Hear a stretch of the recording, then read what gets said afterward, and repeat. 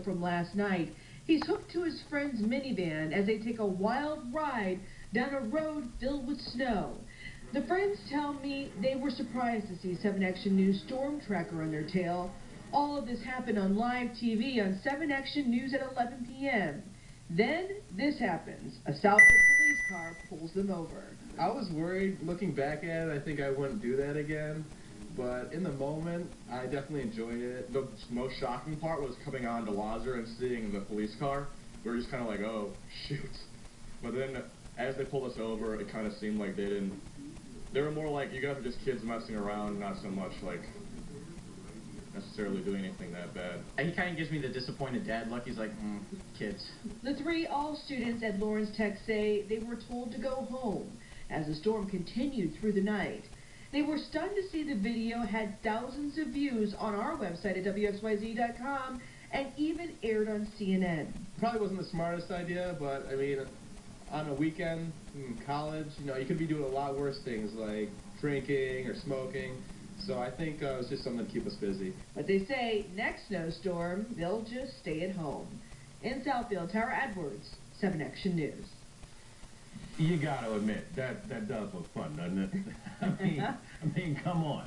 All right, boys, Groundhog's Day. Punxsutawney Phil, he saw a shadow taking a bite out of our plans for an early spring. Meanwhile, a little to the west, his cousin, Jimmy the Groundhog, well, he just took a bite out of the mayor. Jimmy bit the mayor of Sun Prairie, Wisconsin, bit him in the ear as the town tries to get in on a groundhog weather prediction craze. The mayor, he flinched a little bit, but he continued with the shtick. Jimmy predicted 6 more weeks of winter and possibly a tetanus shot for the mayor.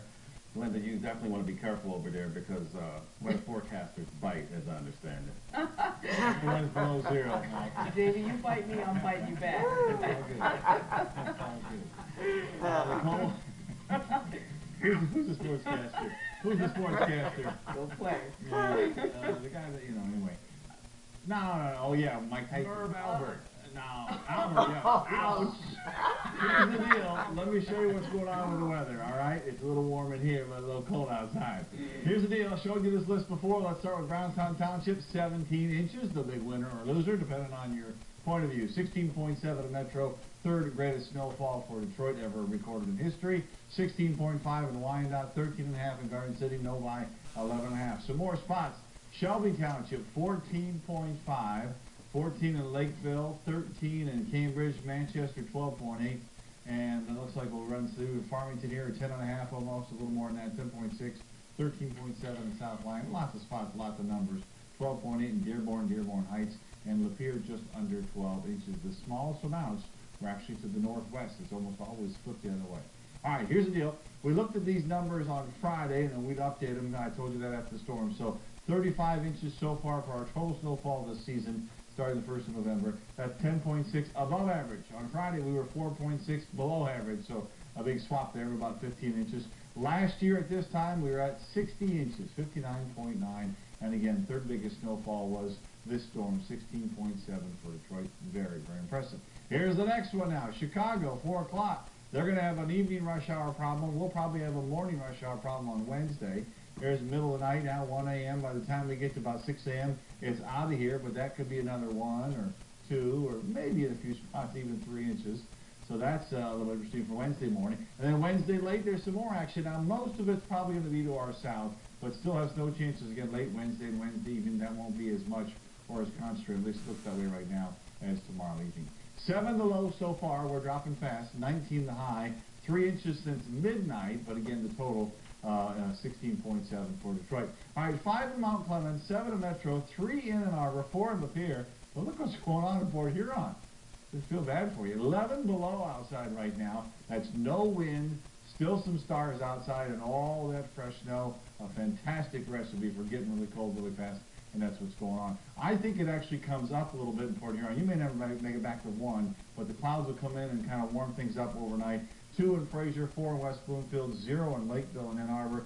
Might get to 2 below in Monroe. It is a cold, cold night. A wind chill factor is probably down around 10 below or so as we get toward the bus stop time in the morning. And, of course, a lot of kids aren't going to school. Don't forget WXYZ.com has your school list going right there if you need to check it out. 2 tonight for a low in Detroit. More clouds than anything else. Tomorrow, probably mostly cloudy, 23.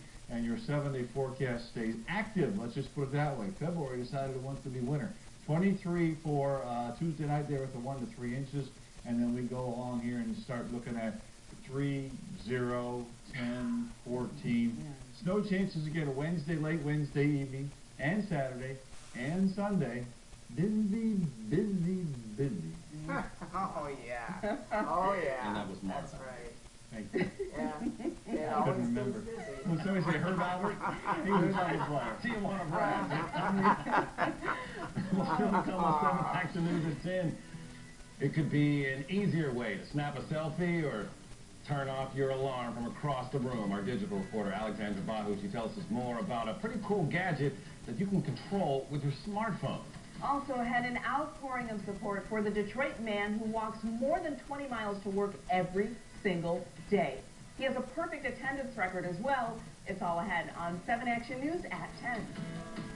And stay tuned with Channel 7 Action News. TV20 Detroit will return after these brief messages. And we're always taking action for you.